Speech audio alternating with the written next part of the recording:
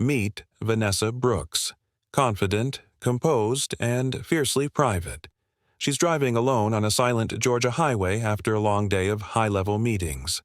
The air is still, the road empty. But beneath that calm lies something waiting to erupt. Suddenly, flashing lights break the darkness. Two officers step out, hands already on their weapons. No crime, no reason, just suspicion and power. Vanessa does what anyone would. She stays calm, keeps her hands visible, follows every rule in the book. But when one officer calls her a thief, and the other draws his gun, she realizes this isn't just a traffic stop. It's a test, a dangerous game of control, intimidation, and survival. What they don't know is they picked the wrong woman. Vanessa isn't just a citizen. She's a leader, a warrior, someone who's faced real battlefields. But tonight, the battlefield is home, and the enemy wears a badge.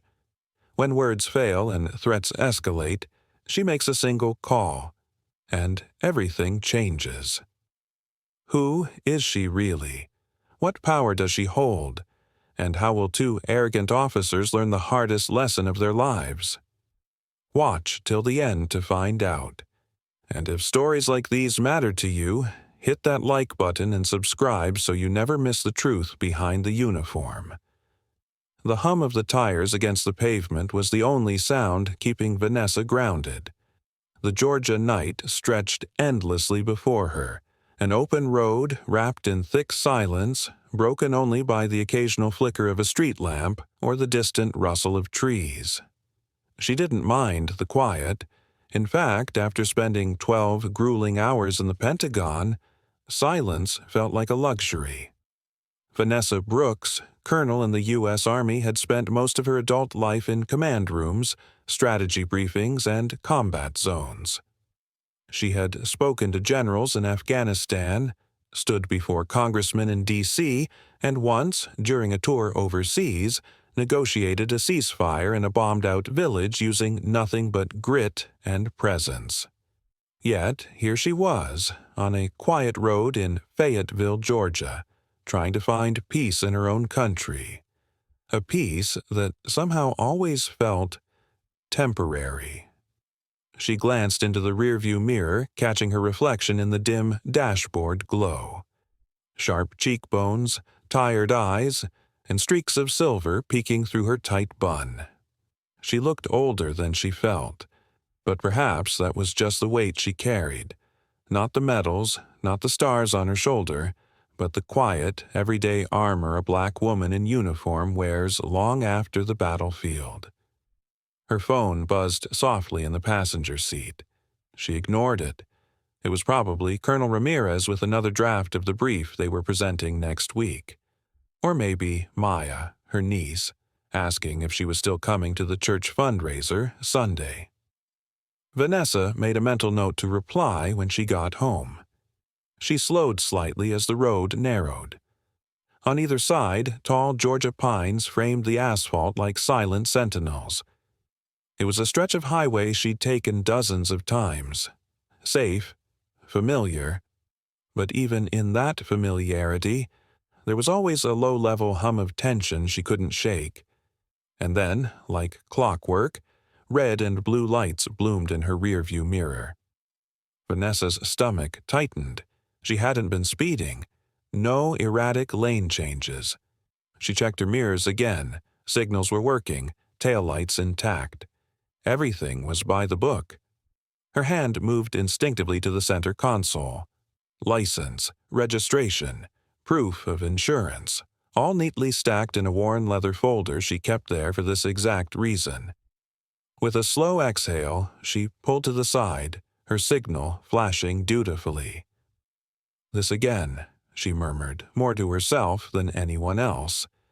The patrol car rolled up behind her, headlights flooding her rear window. She could just make out two silhouettes inside. One of them, taller, maybe leaner, opened his door and stepped out. The other followed, heavier built, moving like someone with something to prove. Vanessa kept both hands on the wheel. It wasn't paranoia. It was practice.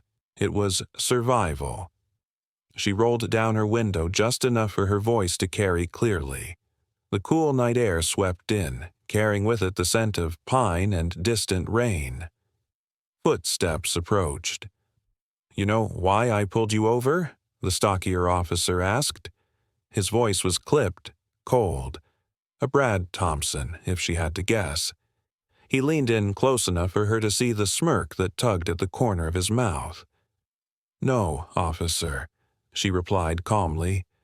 "Was I speeding?" "You didn't signal when you switched lanes," he said flatly. She blinked. "There haven't been any lanes for the last 5 miles. Thompson narrowed his eyes. "License and registration." She handed them over wordlessly, her gaze steady. No sudden moves. No backtalk. From behind him, the taller officer joined the scene.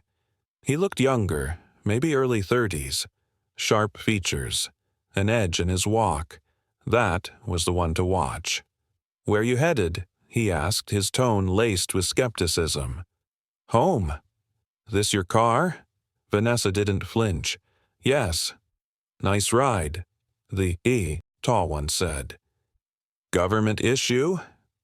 Before she could answer, he leaned in further, eyes scanning the interior like he was looking for trouble, or trying to create some. "You mind stepping out of the vehicle?" There it was, the shift. The moment she had feared was coming. Her jaw clenched. "Calm. Stay calm. Is there a reason, officer?" The taller one, Kyle Reed, judging by the name tag she finally caught, smiled, but it wasn't kind. "Because I said so." Vanessa stared at him, her expression unreadable. 1,000 moments flashed in her mind. Briefings, drills, men who tested her authority, soldiers she'd buried. She had faced down warlords and insurgents. But this was her own country, and they saw her as nothing more than a threat behind the wheel of an expensive car. "I'd like to know why I'm being asked to exit my vehicle," she said, her voice low but firm. Thompson stepped forward, hand drifting toward the holster at his side. "That a problem, ma'am?" The tension in the air tightened like a noose. Vanessa could feel it now. Not just suspicion, but power wielded recklessly. And she knew this moment wasn't about law enforcement. It was about ego, control, fear, and this time they had picked the wrong woman. The cool air of the Georgia night wrapped around Vanessa like a second skin, but it did little to ease the heat building in her chest. Her fingers remained steady on the steering wheel, but inside, a storm had started to swirl. Quiet, calculated, and burning with the slow simmer of someone who had been through too much to break easily. Officer Thompson's hand was still hovering over his holster, his eyes narrow and searching, like a predator trying to decide whether to pounce. "Step out of the car," he barked again, this time louder, as if volume could justify authority. Vanessa exhaled slowly through her nose. Every fiber of her being screamed to challenge him, to ask why, to demand respect. But she also knew the rules. The real rules. The unwritten ones. Be polite. Stay calm. Don't give them a reason. She moved slowly, deliberately. "I'm reaching for the door handle," she said aloud, her voice even, a soldier's voice. "I'm following your instructions." "Good," Reed muttered, arms folded across his chest. "Took you long enough." The door creaked open, and Vanessa stepped out, the gravel crunching beneath her boots. She straightened to her full height, 5 feet 9 inches in flats, and looked both officers squarely in the eyes. Not challenging, but not cowering either. "Hands where we can see 'em," Thompson ordered. Vanessa raised her arms, shoulder high, palms open. The chill of the night settled in her bones, but her face betrayed no discomfort. "You mind telling me what this is really about?" she asked quietly. Reed chuckled, mean and low. "Oh, You'll find out soon enough. Thompson circled her slowly like he was sizing up a threat. Nice car. Cadillac Escalade, right? Custom rims. Tinted windows. Must have cost a fortune. It's paid for, Vanessa replied calmly. Yeah? Reed leaned in again, that same smug smirk dancing on his face. That a government check, or did you hit the lottery? There it was. Vanessa didn't flinch. She just looked at him, her expression unreadable, but something hardened behind her eyes. Do you always stop people for driving while black? She asked, her voice barely above a whisper. Thompson stepped closer, his tone shifting to something darker. You got a smart mouth, lady. We can do this the easy way, or we can do it our way. And what way is that? She asked, brow arched. Reed didn't wait for an invitation. He jabbed a finger into her shoulder harder than necessary. Vanessa instinctively took a step back, her military reflexes already engaged. She didn't hit back. She didn't raise her voice, but her jaw clenched tight enough to ache. Don't touch me, she said firmly. Thompson's eyes lit up, as if waiting for that exact response. He unholstered his weapon in one smooth, rehearsed motion and pointed it at her chest. Down on your knees, he growled. Vanessa froze, not from fear, but from the sheer disbelief of how quickly things had escalated. You can't be serious, she said, blinking slowly. Reed stepped in. Oh, he's dead serious. And unless you want this to get worse for you, I suggest you start cooperating. Vanessa stayed upright, her arms still raised, her heart thudding like a war drum. The urge to react itched beneath her skin, but she crushed it. Reacting was what they wanted. Resistance would give them an excuse. She looked Thompson in the eye, her voice low but unwavering. You're out of line. Thompson didn't answer. Instead, he lunged forward, gun still in hand, and tried to shove her down with one hand. Vanessa shifted her weight just in time, sidestepping the move and causing him to stumble forward slightly. Don't make me put you down myself, he snarled, red-faced. Reed moved to flank her, grabbing her arm roughly. Vanessa didn't fight back, but her posture stiffened. Years of training kept her balanced, even when Reed tried to force her down. You've got no cause, she said through gritted teeth. We don't need cause, Reed spat. This ain't the courtroom. This is real life. That line stung, not just for what it implied, but because it was true. Too often, the real world played by different rules, and too often, people like her were left bleeding because of it. With a sharp shove, Reed finally managed to get her down on one knee. Gravel bit into her skin through her pants. Still, she didn't look up. She kept her head level, her eyes fixed on the middle distance. Finally, Thompson muttered, half amused, half triumphant. You think you're somebody special? Reed said mockingly. What, you some corporate hotshot? Real estate queen? Let me guess, you run a nonprofit? Vanessa looked up at him. Her voice, low and laced with controlled fury, cut through the cold air like a blade. You have no idea who I am, but you're about to find out.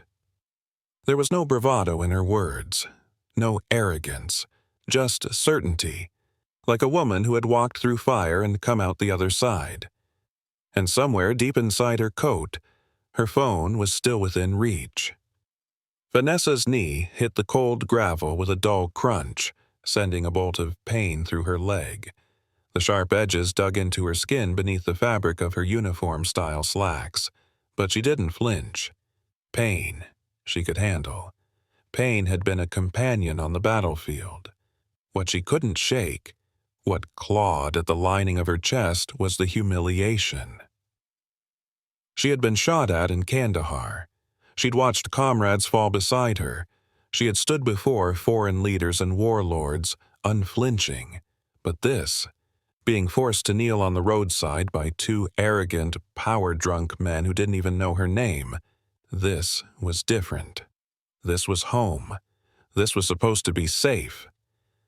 Officer Reed clapped mockingly, like she was part of some twisted performance.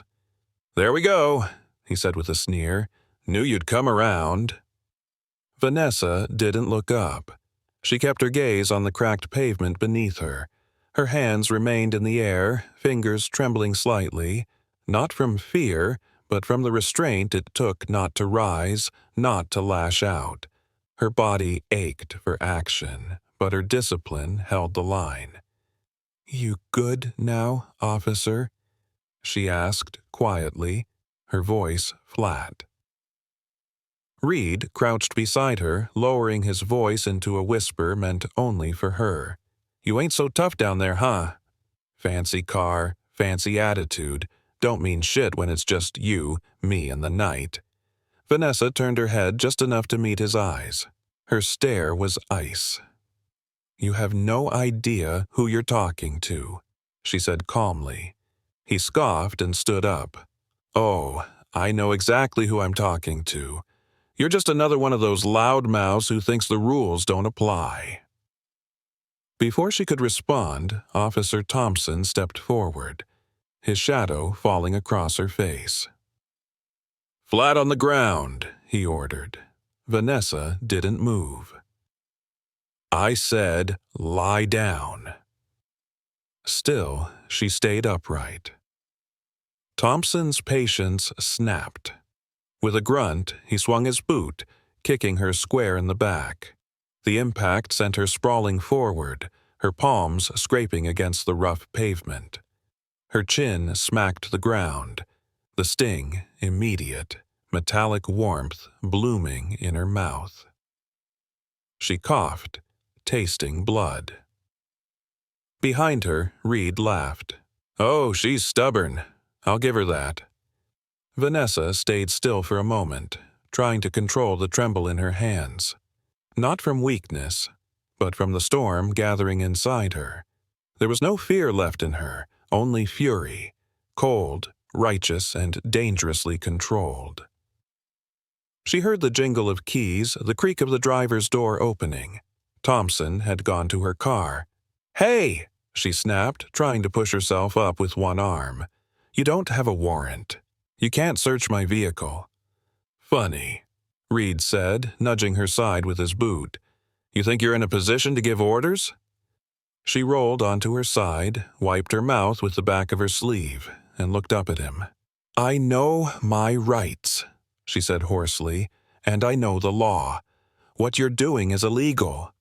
"Cute," Reed replied, crouching beside her again. "We're the law tonight."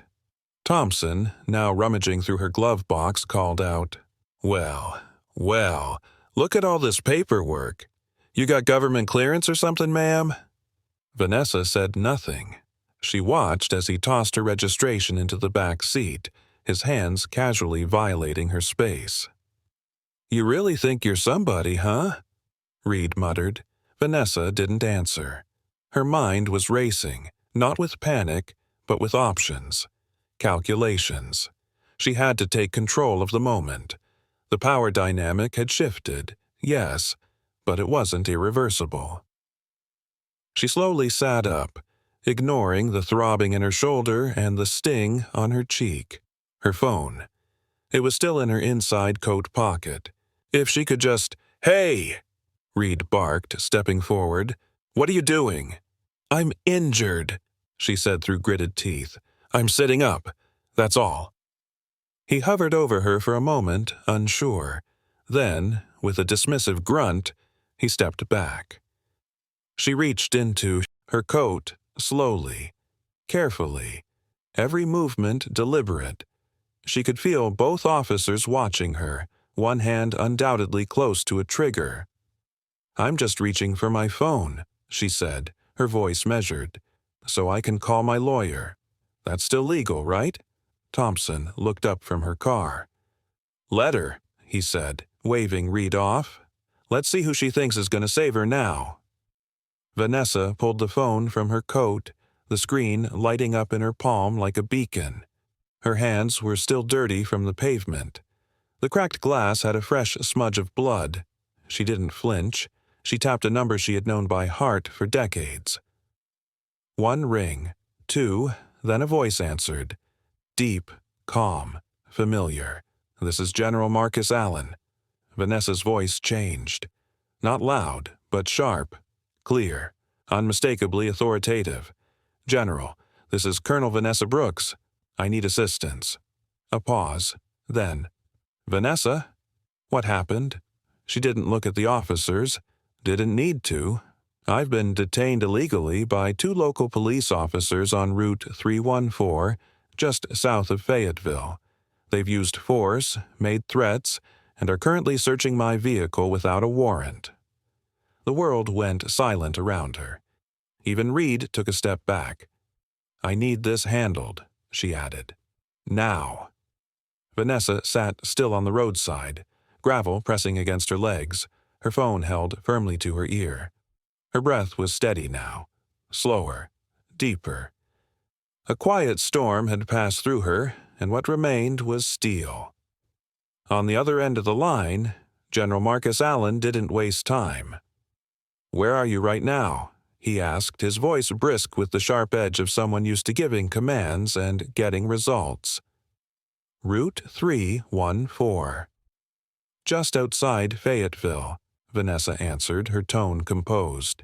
"2 officers, Thompson and Reed.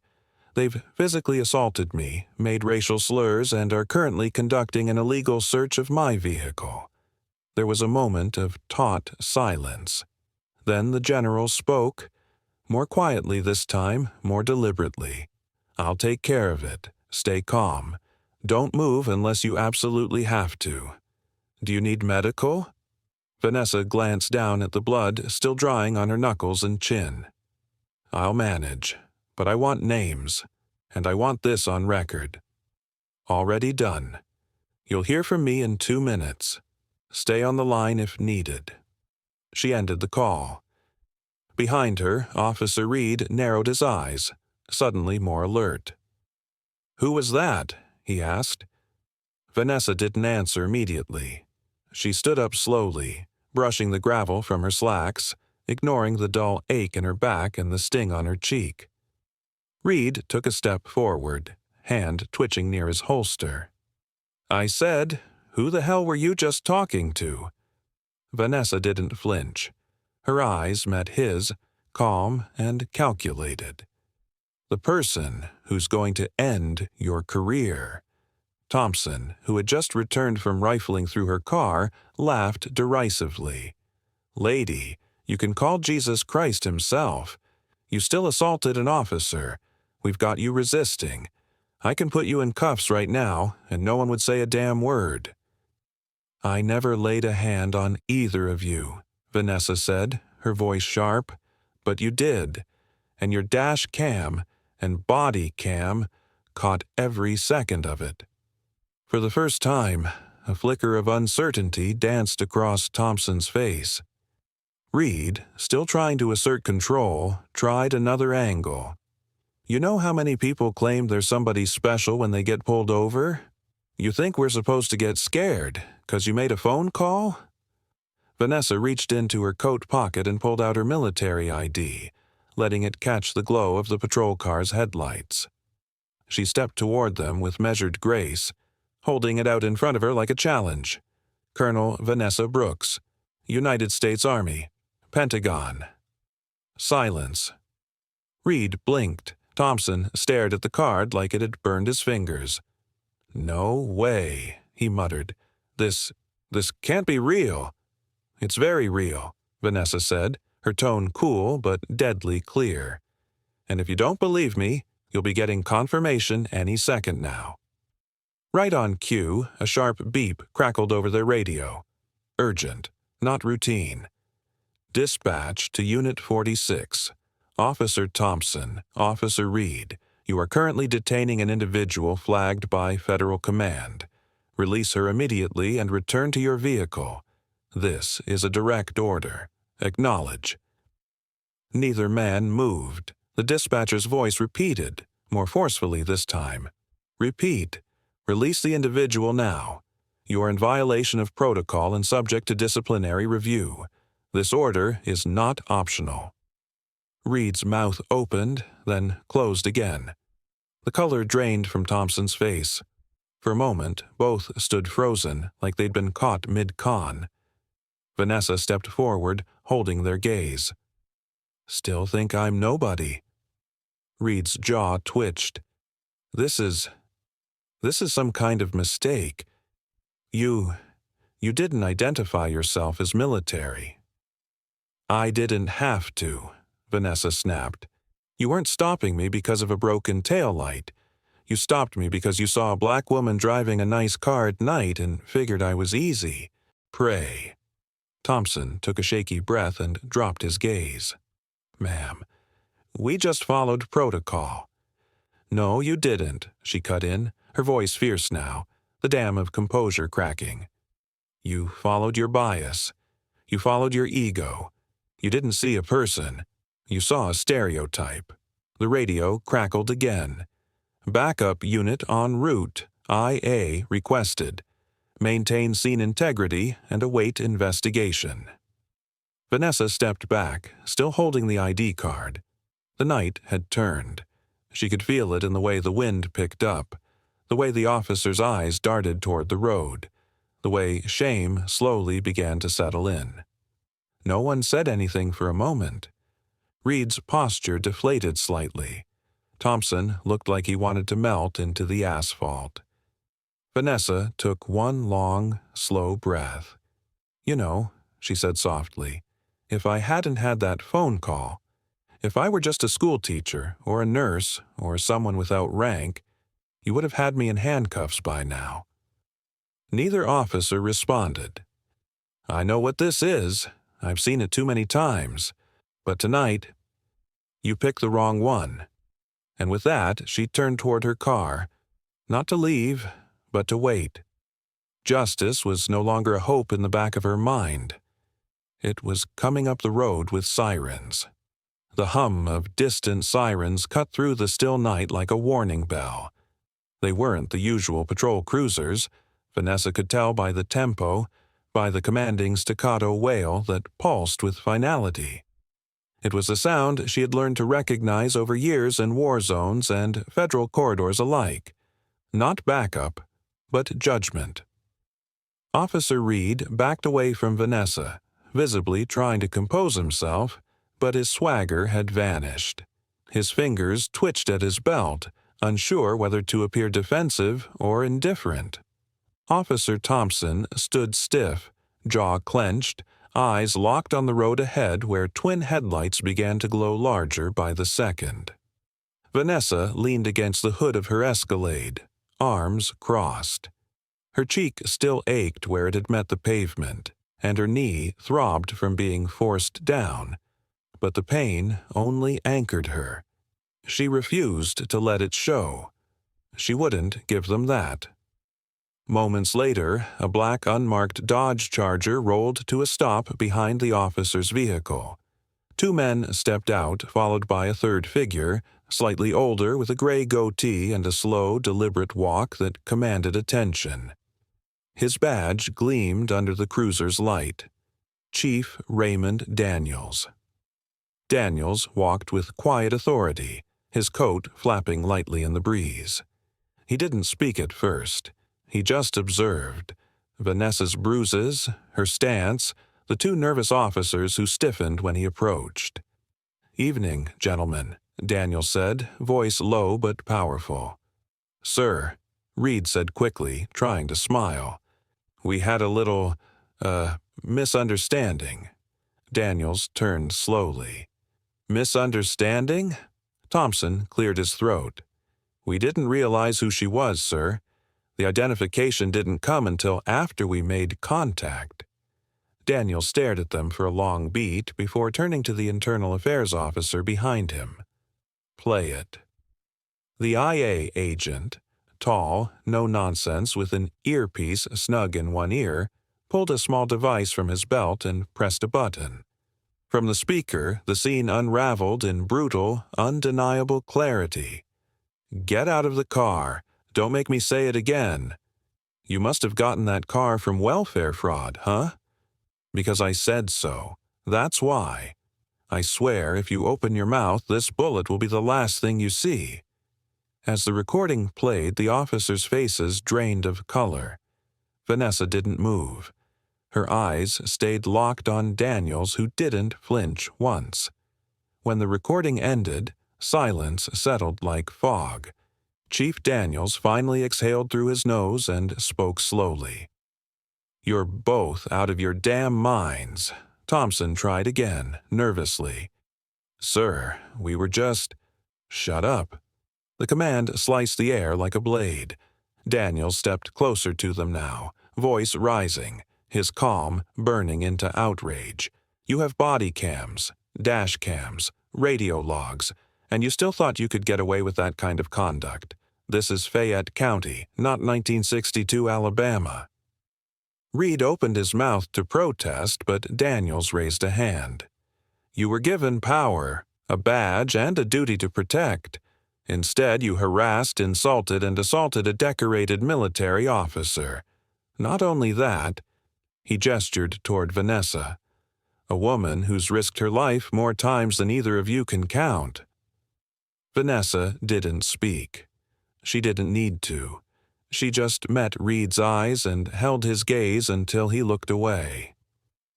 "You're both suspended, effective immediately," Daniels continued. "Turn over your badges and weapons, now." Thompson hesitated. "Sir, please." Daniels' tone turned lethal. "I'm not asking."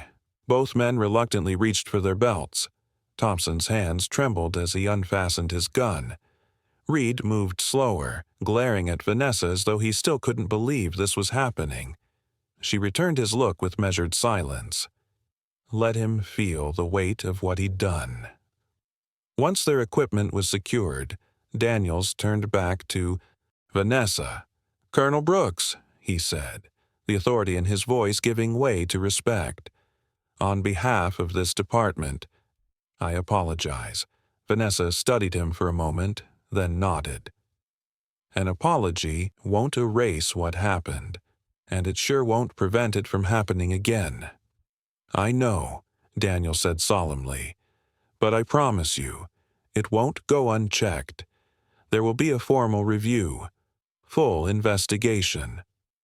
Vanessa took a slow breath. "Then make sure you follow through, because if this happened to me, it's happened to others. And not everyone has a general on speed dial." Daniels nodded. "Understood." The IA agent stepped forward. "We'll be collecting all footage and interviewing witnesses tonight." As the officers were escorted to a waiting car, now pale shadows of their former selves, Vanessa leaned against her SUV once more. The hum of injustice still echoed in the night air, but for the first time, it wasn't the only sound. Now, there was also the sound of consequence, of reckoning. And for the first time since the lights had flashed behind her, Vanessa allowed herself to exhale. The flashing lights had started to fade. The sharp chaos of the moment gave way to something heavier, the aftermath. Officer Reed and Officer Thompson were now seated in the back of a patrol car, stripped of their weapons and authority, but it brought Vanessa no peace. Not yet. Standing a few feet from her SUV, she felt the sharp sting of gravel still embedded in her palms, her cheek bruised and swelling. Her body ached, but her mind was sharper than ever. Her entire military career had trained her to endure, adapt, and respond, not react. And tonight, every inch of that training had been tested. Chief Daniels returned, his stride slower now, thoughtful. "We'll be launching a full internal affairs investigation," he said, his voice measured. "They'll be processed tonight, and I'll make sure this goes all the way up." Vanessa studied him for a moment, then spoke, her voice calm, but laced with a quiet intensity. "That's not enough." Daniels looked at her, brows furrowing. "I understand this was personal, but they'll be removed from duty, and there'll be a full review." "This isn't just personal," she said, taking a step closer. "This is systemic. You think Thompson and Reed are the exception? They're not. They're the product of a system that lets them feel untouchable. A system that tells them, even quietly, that they can treat someone like me, someone who looks like me, like I don't matter." Daniels shifted his weight, eyes flicking briefly toward the IA officer nearby. "Colonel Brooks, Vanessa, I know this town. I know this force. I take that responsibility seriously." "Then show me," she challenged, "because I've been stopped 4 times in the last 2 years on roads just like this. No tickets, no cause, just suspicion wrapped in a badge and a flashlight. And if I, a decorated colonel, can barely walk away with my dignity intact, what happens to the kids who don't have a rank? What happens to someone without that lifeline?" Daniels hesitated, then nodded slowly. "What are you asking for?" "I want a full departmental audit," she said firmly. "Not just of these 2. I want the last 3 years of traffic stop data reviewed. I want to know who's being pulled over, how often, and why. And I want community leaders in the room when those numbers are presented. This can't be handled behind closed doors." The IA officer scribbled notes without interrupting. Daniels didn't push back. He knew there was no room for spin here. No PR Band-Aid would fix what had happened on this stretch of asphalt. Vanessa continued, her voice quieter now, but even more resolute. "And when this goes public, and it will, I don't want to see your officers smiling in front of a podium talking about isolated incidents. You either stand with reform, or you stand in its way." Daniel straightened, something shifting in his face. The weariness of a man who had seen too many similar nights was evident, but so was a flicker of something else. Respect. "I'll schedule the audit," he said. "And I'll make sure the mayor's office is looped in by tomorrow. You'll have a seat at that table, if you're willing." Vanessa gave a small nod, her jaw tight. "I'm not doing this for the optics, and I'm not here to be your spokesperson. I just want justice. For me, for everyone who never got it." The wind swept through the roadside, rustling the treetops and carrying with it the distant murmur of crickets. Vanessa turned toward her car, opened the door, and paused. Daniel stepped forward again. "You ever think about working in oversight? Your voice carries weight. You've got clarity that most people—" "I didn't come here to change the system," she cut in gently. "But maybe the system found me." There was a beat of silence between them, heavy but not hostile. "Then maybe that's the kind of change we need," Daniel said quietly. Vanessa got into her car, but before closing the door, she added, "Don't let this die in paperwork. People are watching now, and this time they won't look away." As she pulled off the gravel shoulder and back onto the road, she didn't feel like a victim. Not anymore. She felt like something else entirely, a catalyst. And behind her, the men who once held the power sat in silence, stripped of their arrogance, their entitlement, their weapons, left only with the bitter taste of accountability. It started as a whisper, a few quiet posts on social media, a blurry photo of Vanessa leaning against her SUV, blood on her cheek, the badge glinting on her chest. A caption read, "Colonel Vanessa Brooks. Pulled over, assaulted, survived. And now she's speaking up, not just for herself, but for all of us." Within days, the whisper had grown louder. In local Facebook groups and community forums, Black parents swapped stories. Teachers, barbers, nurses, high schoolers, preachers, Everyone had something to say, and what they said, over and over again, was, "That could have been me." Vanessa hadn't planned to go public. Her goal had never been attention, but attention came anyway.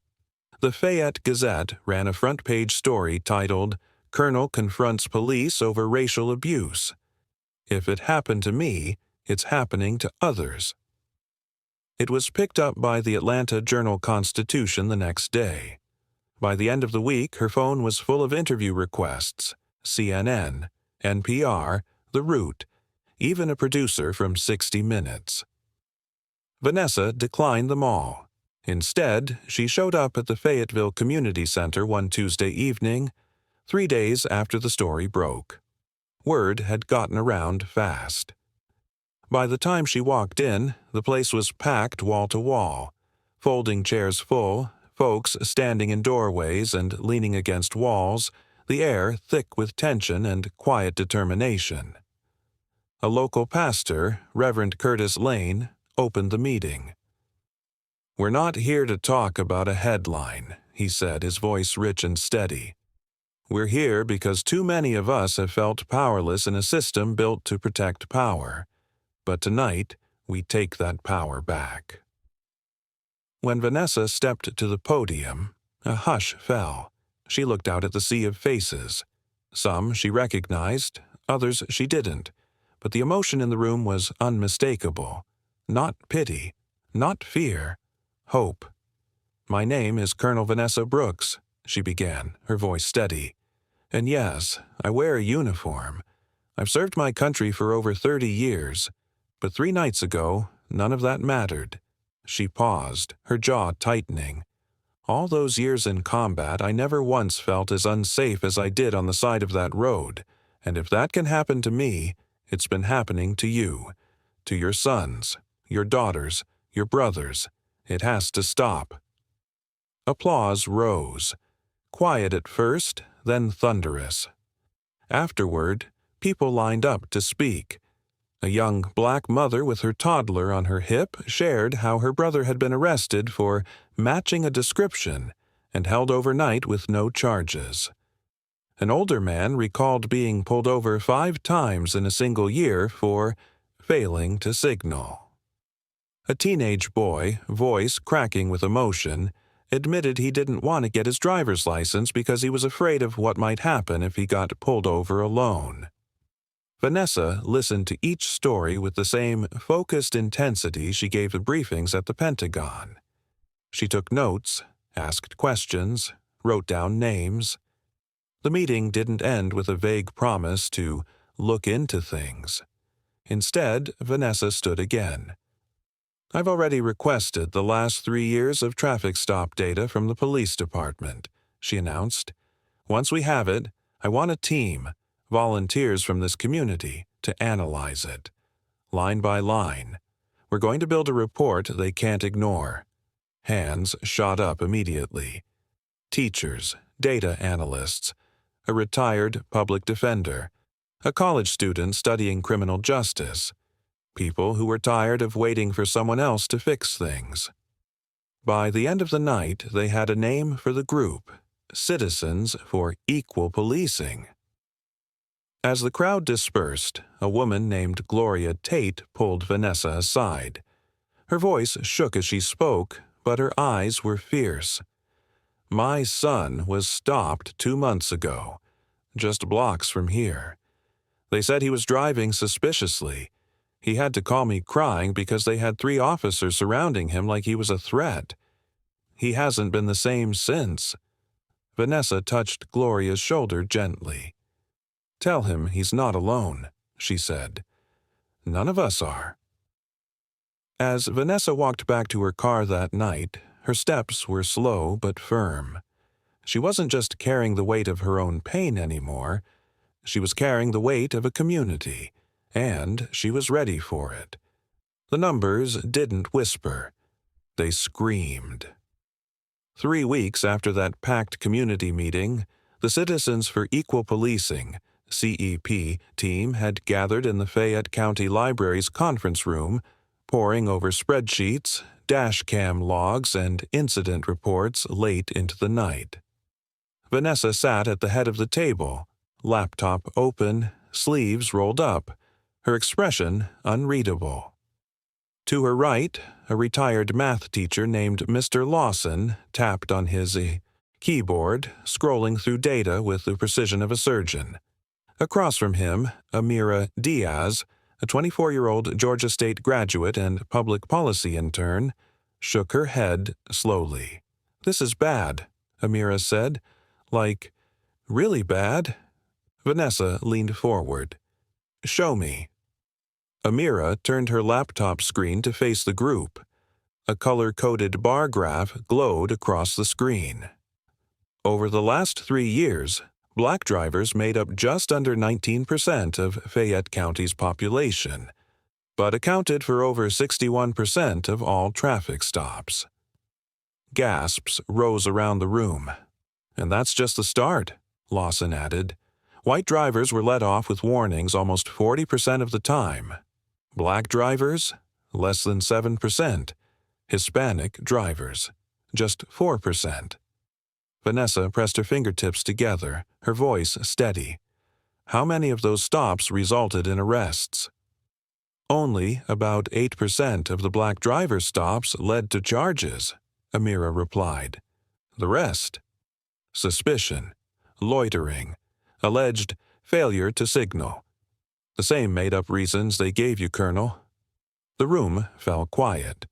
Mr. Lawson broke the silence. This is a pattern, and patterns mean policies, whether written down or not. They had just built the smoking gun, and Vanessa knew exactly where to point it. The next day, Vanessa walked through the tall glass doors of the Fayette County Municipal Building, holding the CEP report in her hand like a declaration. The lobby receptionist barely looked up until she saw the uniform. "I need to speak with Chief Daniels," Vanessa said firmly. The woman nodded quickly. "He's in a meeting, but I'll tell him it's not a request." 10 minutes later, Vanessa was seated across from Chief Daniels again, this time in his wood-paneled office. A large framed portrait of the county sheriff hung on the wall behind him, watching silently. Daniels took the report from her hands and skimmed the executive summary. His face grew more somber with every page. "I expected disparities," he muttered, "but not this, not this." Vanessa watched him closely. "So what are you going to do?" Daniels closed the folder and looked up, his voice a notch quieter. "You know this isn't going to go over easy. Some of the senior officers, they'll fight back. The union might step in. It's going to get political real fast." "It's already political," she replied. "The minute someone decided black drivers were more suspicious than white ones, it became political. The minute I hit the ground that night, it was political." Daniels leaned back, rubbing his temple.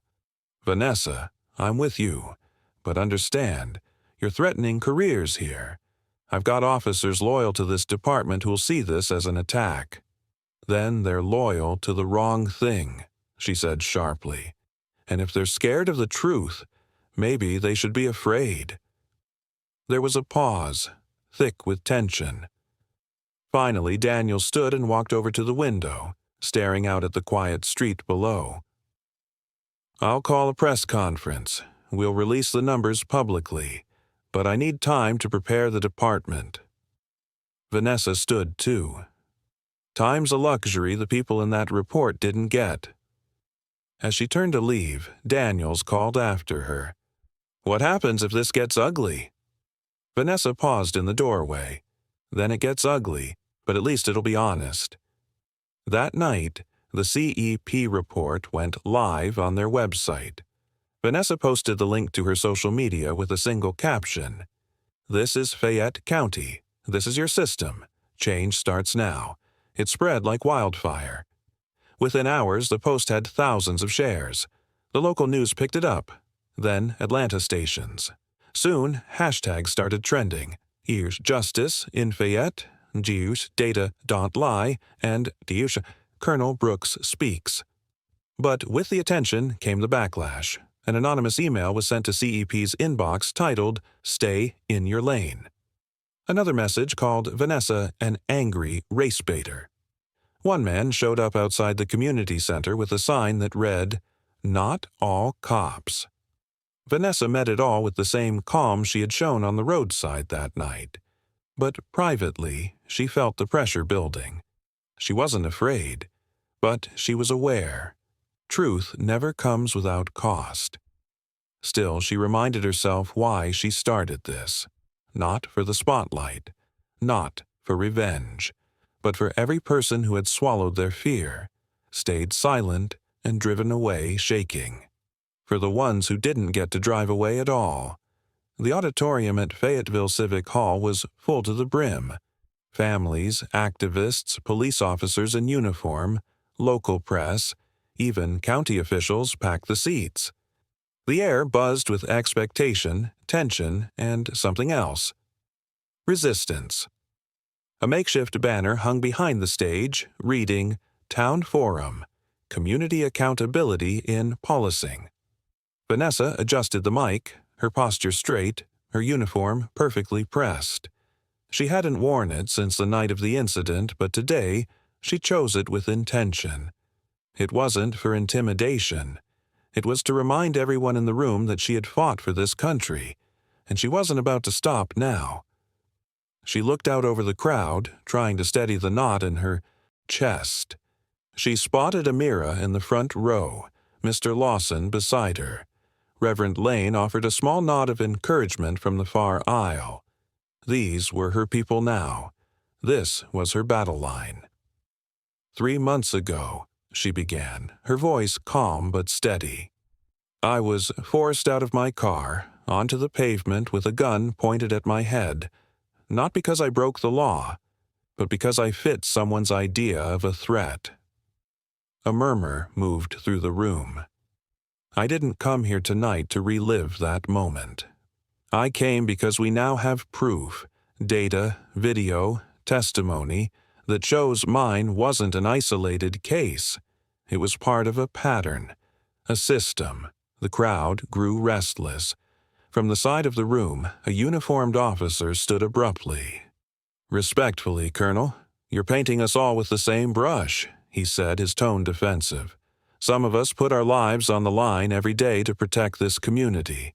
You think that's easy with a target on our backs?" Vanessa didn't flinch. "I respect the uniform," she said. "But respect isn't blind. It's earned. And when parts of your department are stopping black residents at 3 times the rate of anyone else, when some officers lie, threaten, and abuse their authority, then yes, we need to shine a light. Not to shame all of you, but to stop those who are shaming the badge." Scattered applause rippled through the crowd, but not everyone clapped. From the back, someone shouted, "She just wants attention. You think this town had a problem before you made it one?" Vanessa's jaw tightened. Her heart pounded. She had expected pushback, but not like this. Not in person. Not in front of everyone.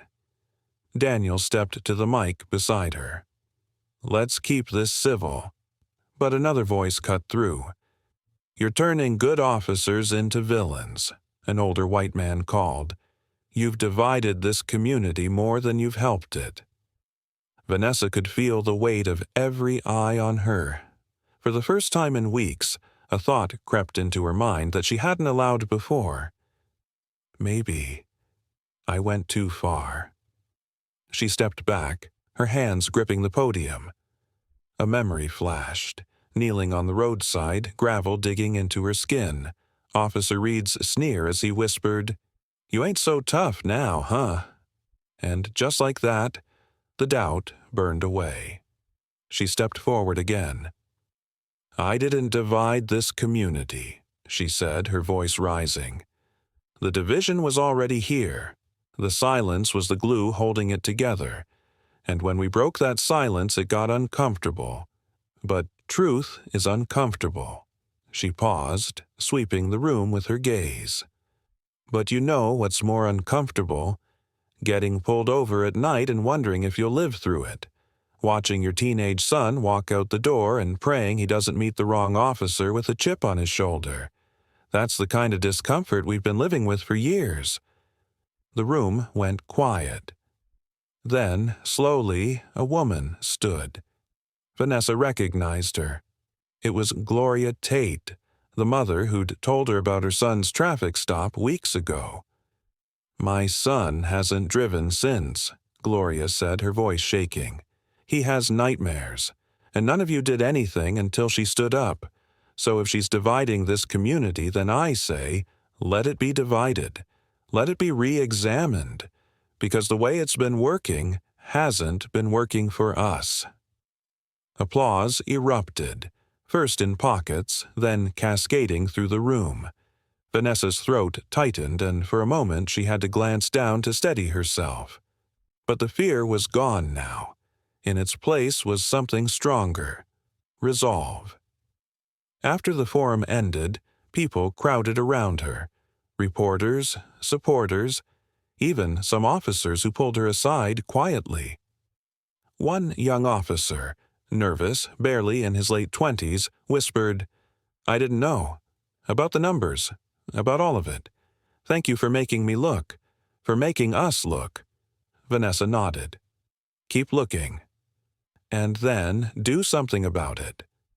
As she left the building that night, the air felt different. Cooler, sharper, but electric with change. She had walked into that room expecting resistance. What she found was a fight worth continuing. The sun was low over Fayette County, casting a warm orange hue across the streets. It had been 3 months since that town forum, and 6 months since Vanessa had been pulled over on that dark stretch of Route 314. The town had changed. Slowly, unevenly, but visibly. The Citizens for Equal Policing group now had over 40 volunteers, including 3 retired officers and 2 students from Georgia State University working full-time on policy recommendations. They had partnered with a civil rights organization to file a formal request for Department of Justice oversight into regional police practices, not just in Fayette, but in the surrounding counties too. And for the first time in decades, body cam footage was not only being released to the public but reviewed by a civilian-led committee that Vanessa helped build from the ground up. Some days, it felt like everything was moving in the right direction. Other days, it still felt like pulling a freight train. All uphill, with your bare hands. Vanessa sat on a bench outside the community center, sipping coffee from a paper cup. She'd just finished mentoring a group of local teens about leadership and accountability. Lessons she'd once taught on military bases overseas, now repurposed for a much closer war. The door opened behind her, and Amira stepped out, her bag slung over her shoulder, phone buzzing. "They're confirming the interview for Monday," she said, smiling. "CNN wants you back. You sure you're still okay doing it?"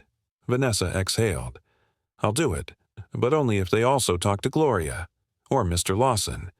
This was never about me." Amira sat beside her. "It started with you?" "No," Vanessa said gently. "It started way before me. I was just the one who got tired of staying quiet." They sat in silence for a moment, watching cars roll by. Mothers picking up kids from school, construction workers on their way home, teenagers blasting music too loud from dented Hondas. "You ever think about taking a break?" Amira asked quietly. Vanessa smiled faintly. "Every morning." Then I remember what it felt like. The gravel, the silence, the way they looked at me like I was already guilty. She paused. "And I think about how many people never got the chance to stand up afterward. So I stand for them." From across the street, a group of kids laughed as they raced past the corner store. The moment felt peaceful, fleeting, but real.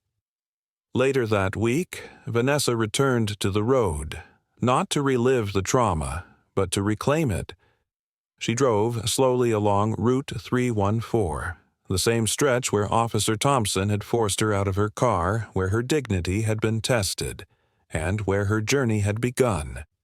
This time, there were no flashing lights behind her, no fear in her throat, just her, the road, and the weight she now carried not as a burden, but as a badge. As she passed the spot, she pulled over, not in fear, but on her own terms.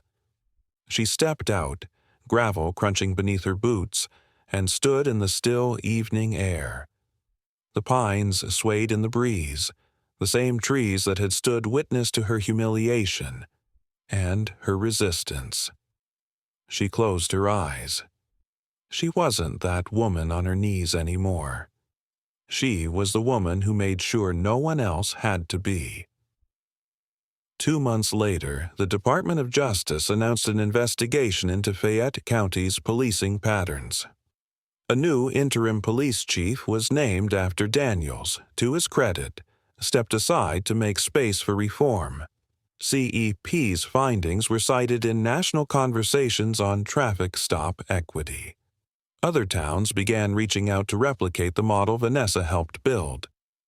She didn't attend every press event. She didn't need to. The work spoke for itself. One morning, she received a letter in the mail, handwritten in blocky script. "Colonel Brooks, I'm 16. I used to be scared to drive, but my mom told me about you, and now I'm not scared anymore. Thank you for fighting for people like me." Vanessa folded the letter slowly, tears prickling behind her eyes. It wasn't medals or headlines that mattered. It was this, the ripple effect, the proof that courage, even when costly, never returns void. In the end, Vanessa Brooks didn't set out to be a symbol. She didn't want glory. She didn't chase revenge. She demanded truth. She fought for dignity, and she kept standing when others couldn't. And that made all the difference.